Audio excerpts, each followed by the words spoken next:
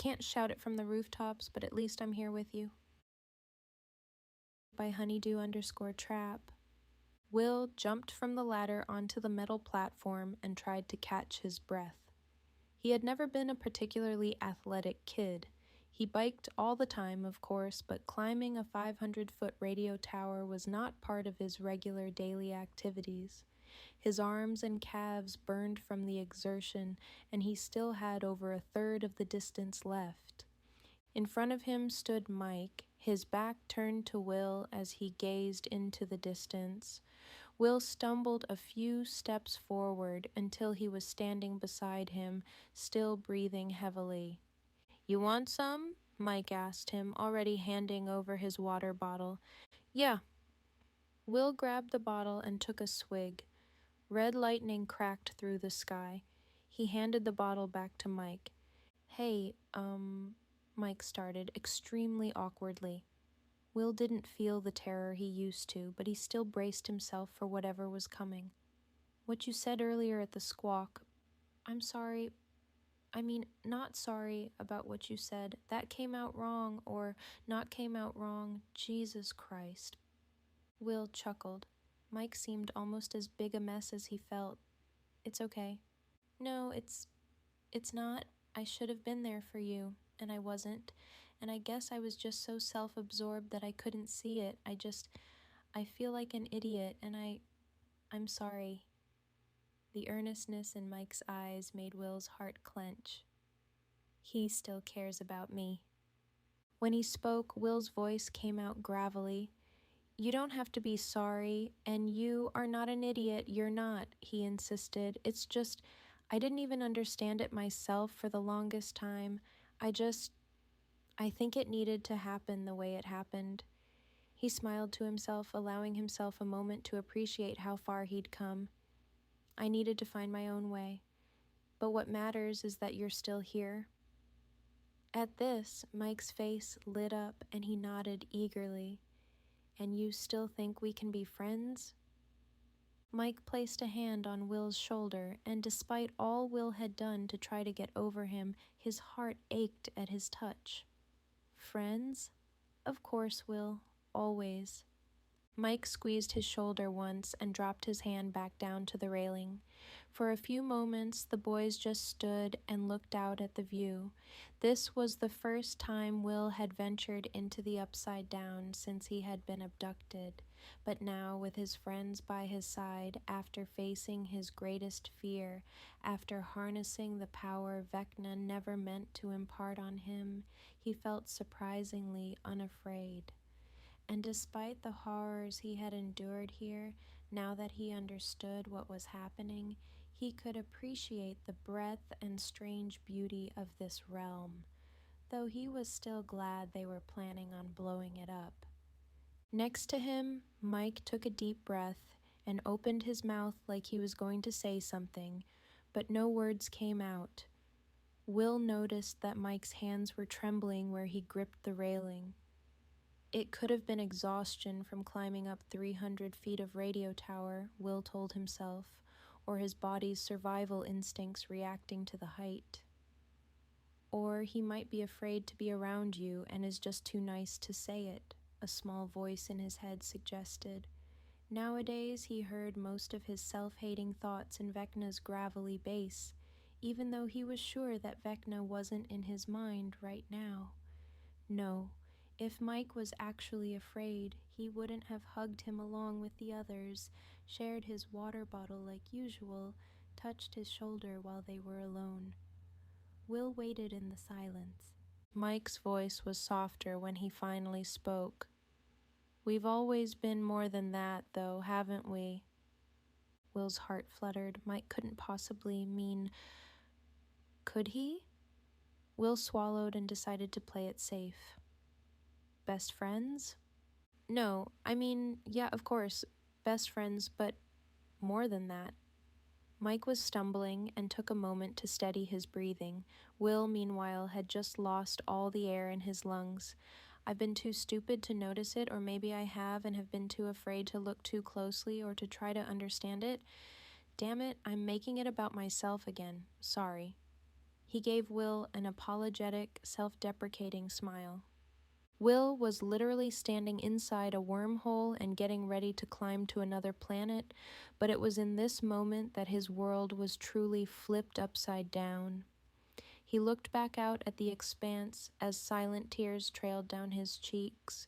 He wanted so badly for it to be true, but he wasn't sure if he could survive believing and then being wrong. Mike, I still don't understand. I need you to say what you really mean. I mean, were you talking about me when you said all that stuff about Tammy, about a guy you liked who you knew didn't like you back? Will finally looked back into Mike's eyes, his earnest, pleading, beautiful, goddamned puppy dog eyes, and said the second scariest thing he had ever said in his life, his second biggest confession. Yes. There was a tiny, minuscule pause that he couldn't stand, so Will kept on. But I swear, Mike, I don't expect anything, and I don't want you to think I'm a creep, or for things to be weird between us, or dash dash. Mike's eyes darted around, scanning the other side of the platform and the surrounding ladder, and then he took Will's face in his hands and pressed his lips to his, stopping his rambling. A small sound came out of Will's throat. Surprise? Joy? Relief? He didn't recognize it, and he kissed Mike Wheeler back. Will had always thought yearning was something that happened when you couldn't have something, and God, had he yearned for Mike Wheeler even before he knew what the feeling meant. But in this moment, with their lips crashing together and his head cradled in Mike's hands like he was something precious, Will yearned for Mike harder than he ever had before. Before he knew it, and long before he wanted to stop, Will had to pull away to breathe, to gasp, because he realized he was sobbing. God, what did Mike think of him? He dared to glance up. Mike wore the same expression on his face that Will had seen 1,000 times. Soft but intense, caring, focused, amazed. And Will realized that maybe that wasn't just how Mike's face looked, but how he looked at him. Will, you were wrong. About the guy. Will raised a trembling hand and touched Mike's cheek. There were remnants of sweat on his skin from the climb, but most of it had dried and cooled since they stopped on the platform. Will wished he could take away the chill. He hated the bone-deep cold of the upside down, wished he could wrap Mike up in a blanket and shelter him against his chest. He wished the world wasn't literally about to come crashing down around them. He wished for so many things when it came to Mike Wheeler. Mike, oh God, Mike, he broke down again, and Mike just wrapped his arms around him, one hand tangling in his hair, as Will's shoulders shook with sobs. After a few moments, he pulled himself together enough to whisper, "You should know what I said at the squawk. It was never just a crush. You are so much more than that. I didn't want it to hurt more." He mouthed the rest of his thought into Mike's jacket. "But I love you. I've always loved you." Mike squeezed Will tighter. "I'm sorry I've been such an idiot," he whispered back. Will laughed and kept laughing, feeling a little hysterical, but his tears finally slowed. He reluctantly pulled back from Mike, aware that they were supposed to be moving along with the mission. He kept a hand on Mike's arm, the one on the railing. The boys smiled at each other, and Will realized that Mike had several tear streaks running down his face, too. He looked beautiful. "Thank you," Mike said quietly, squeezing Will's arm. "I think I felt it too. I just didn't understand. Not fully. Not until today." An avalanche, Will thought, smiling to himself as he pictured Robin's proud face as she watched him share his truth with his family and friends. "You were so brave. Screw Mike the Brave. You should be the one with that title." He gave Will a little smile. "Will the Brave." Will laughed softly, but his heart was filling, expanding with even more love than he thought possible. "It's okay, Mike. It took me a long time to get there." "Thanks," he trailed off. "Will, there are still a lot of things that I need to figure out." "Oh, of course, 11. Shame washed over him. God, how had he forgotten about Elle? He was a terrible brother, a terrible friend. Mike looked genuinely confused for a second. "Oh, no, that's not. We broke up a while ago," he admitted, a little sheepishly. We're good, really, me and Elle. We're still really good friends, but there would have been drama if we had told everyone, and while everything was still so up in the air with Vecna and the Upside Down, it didn't seem important." Realization hit Will.